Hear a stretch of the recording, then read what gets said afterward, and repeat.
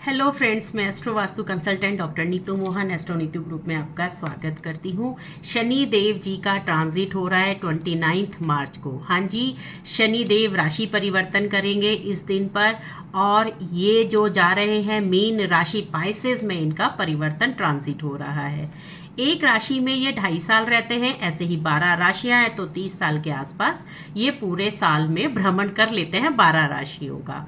तो जब शनि देव जी आते हैं या ट्रांजिट लेते हैं तो बड़ी चिंता हो जाती है कि शनि देव जी आ रहे हैं, क्या गलत करेंगे, क्या सही करेंगे। ऊपर से ये पॉडकास्ट यूट्यूब्स बहुत डरा के रख देते हैं, पर ऐसा कुछ नहीं है। शनि देव जी ट्रांजिट ले रहे हैं, उनका ऑब्वियसली उनका काम है, उनको ट्रांजिट लेना ही है क्योंकि उनका टाइम पीरियड पूरा हो रहा है। मीन राशि पे आ रहे हैं तो कुछ चीज़ें ऐसी होंगी कि अगर किसी की राशि में साढ़े सती चल रही है, या फिर शनि की ढैया चल रही है, या फिर शनि महादशा में है या अंतरदशा में है, तो वो लोग सोचेंगे कि या फिर शनि कहीं अच्छी दृष्टि पे नहीं बैठे हुए हैं, या फिर कहीं उनका प्लेस सही नहीं है, तो लगेगा कि कुछ ना कुछ गलत होने वाला है।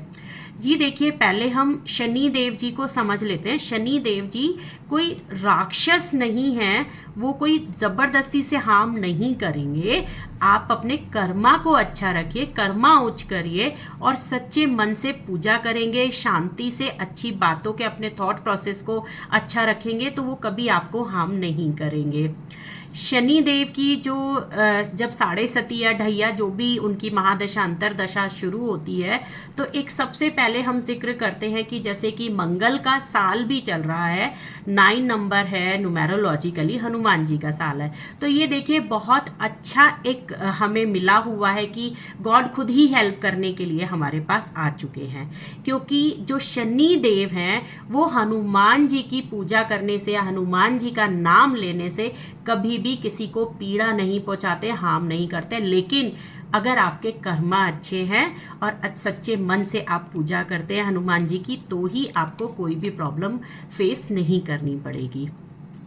इसके 2 रीज़न है, मैं आपको बताती हूँ कि क्यों ही शनि देव हनुमान जी की बताते हैं कि जब ये सब चल रहा हो तो हनुमान जी की पूजा करनी है, और हनुमान जी के सामने शनि देव क्यों हमेशा झुक जाते हैं। देखिए, सबसे पहली है कि जो साढ़े सती चलती है वो हम मनुष्यों पे ही नहीं, देवी देवताओं पे भी चलती है। तो ऐसे ही सभी देवी देवता के ऊपर साढ़े सती और ढैया होते हुए निकल के जाती है। तो एक बार हनुमान जी का भी नंबर आया, उनके ऊपर भी साढ़े सती आई, तो शनि देव वहाँ पर पहुँचे और उन्होंने बोला, हनुमान जी मैं आ गया हूँ। तो हनुमान जी बोले कि अच्छा आ जाइए। हनुमान जी को पता था शनि देव आ गए हैं तो 7.5 साल के लिए मेरे ऊपर रहेंगे, कि आ जाइए। तो शनि देव ने पूछा कहाँ बैठूं? हनुमान जी ने बोला जहाँ आपका मन करे। तो शनि देव हनुमान जी के सर पे जाके बैठ गए। तो शनि देव बोलने लगे, अब मैं तेरे साथ 7.5 साल तक रहूँगा। उन्होंने बोला अच्छा ठीक है बैठो। हनुमान जी ने एक बहुत बड़ा पत्थर लिया चट्टान की तरह और अपने सर पे रख लिया। अब शनि देव तो दब गए। शनि देव बोलने लगे, अरे अरे मैं दब गया, मुझे हटाओ, मुझे बचाओ करके।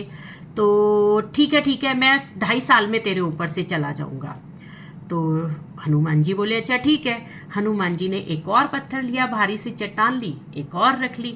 अब शनिदेव फिर और बोलने लगे, अरे मैं मर गया, मुझे बचाओ, मुझे कुछ, मैं दब गया हूँ, मैं जा रहा हूँ, अच्छा मैं तुम्हें छोड़ के चला जाऊँगा, मुझे बचाओ, पर मुझे यहाँ से उतार दो। तो हनुमान जी ने दोनों पत्थर उतारे और शनिदेव जी चले गए।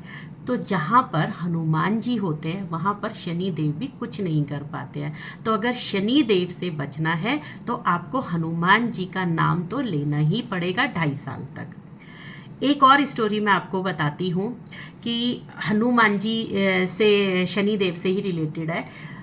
जो रावण था, रावण ने नवग्रह को बंदी बना लिया था।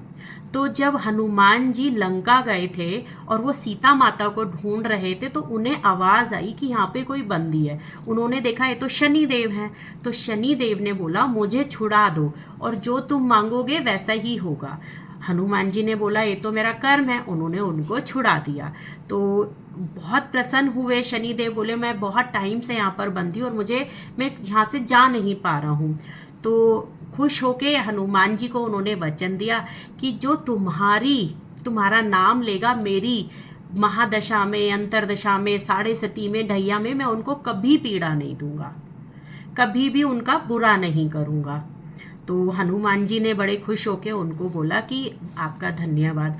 तो जब भी कोई शनि का कर्म होता है या शनि आपकी कुंडली में आपको परेशान कर रहा है, उसकी दृष्टि सही नहीं जा रही है, कहीं प्लेस्ड गलत है और आप परेशान हो रहे हैं, तो आपको कुछ भी नहीं करना है, आपको डरना भी नहीं है, आपको सिर्फ हनुमान जी का नाम लेना है। और मैं आपको बोलूँगी ये साल 2025 में तो आप पंचमुखी हनुमान जी की पूजा करिए, क्योंकि जब राम को पाताल लोक में रावण लेके चला गया था, ही रावण उनको मारने के लिए, तो जब हनुमान जी नीचे गए थे पानी के अंदर, तो उन्होंने 5 अपने रूप बनाए थे राम जी को बचाने के लिए। तो मतलब इसका ये है कि वो इतने पावरफुल हो चुके थे कि उनका वो राम जी को भी वहाँ से बचा कर ले आए थे। तो बहुत पावरफुल एनर्जीज की ज़रूरत होती है, तो आपको पंचमुखी हनुमान जी की इस साल पूजा करनी चाहिए। शनि देव ट्रांजिट कर रहे हैं, तो अपने कर्मा को और अपने थॉट प्रोसेस को अच्छा करिए, दूसरों की हेल्प करने में करिए।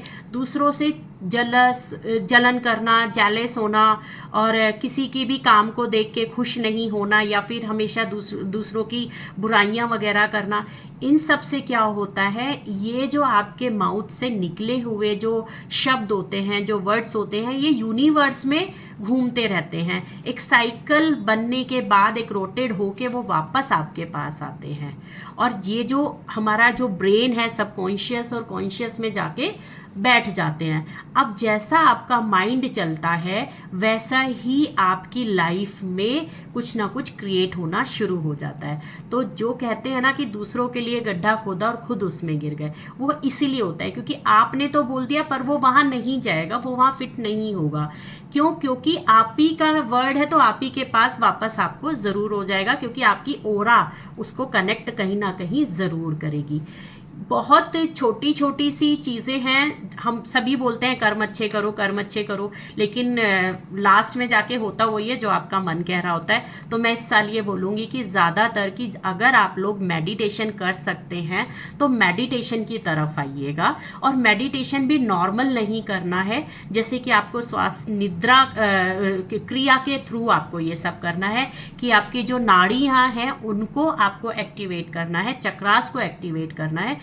इसके थ्रू जब आप करेंगे मेडिटेशन, तो आपको कोई भी ट्रांजिट हो, चाहे वो राहु केतु देवता का हो, चाहे वो जुपिटर गुरुदेव का हो, और चाहे आपके यानी कि बृहस्पति देवता का, और चाहे आपके शनि देव का हो, आपको कभी कोई पीड़ा नहीं पहुंचाएंगे। क्योंकि मैं आपको एक छोटी सी एक स्टोरी बताती हूँ। जो हनुमान जी हैं उनके पास 14 जो हमारे देवी देवताओं के आशीर्वाद हैं, पावर्स हैं। उनमें से मैं आपको कुछ पावर्स ऐसे बताती हूँ, मेन जो हैं।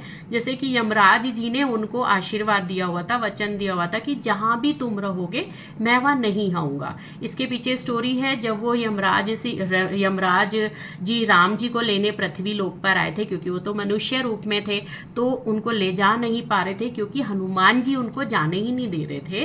तो राम जी जैसे तैसे करके एक अपनी अंगूठी उन्होंने पाताल लोक में डाल दी। वहाँ पे वो नीचे सूक्ष्म रूप करके नीचे चले गए। वहाँ जाके देखा तो अंगूठियों का बहुत बड़ा पहाड़ था, उसमें कैसे ढूंढे, उन्होंने राम का नाम लिया, ढूंढी और वापस आए तो देखे यमराज जी लेके जा रहे हैं राम जी को। तो उन्होंने स्वर्ग जाने से पहले ही उनको रोक लिया था।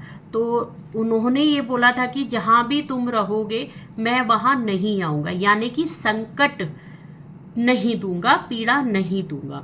ऐसे ही सूर्य देव ने उनको एक बहुत अच्छी पावर दी हुई थी कि मेरे जितना भी तेज है उसका 100वां हिस्सा वो आपका तेज बनकर आपके साथ रहेगा। इसीलिए जो मंगल देवता हैं, जो हमारी मेष और स्कॉर्पियो जो आपकी राशि है वृश्चिक राशि, ये दोनों में से जो हमारा 1 नंबर मेष है एरीज, इसमें जाके जो सूर्य देवता हैं वो एक्सल्टेड हो जाते हैं, क्योंकि ये सूर्य देवता की उनकी जो पावर है वो मंगल के साथ मिल जाती है, क्योंकि वो मंगल की राशि है। तो हनुमान जी अष्ट सिद्धिदायक थे, उनसे तो, और शिव जी के रुद्रा अवतार थे, उनके पास खुद इतनी पावर है और वो अलाइव हैं।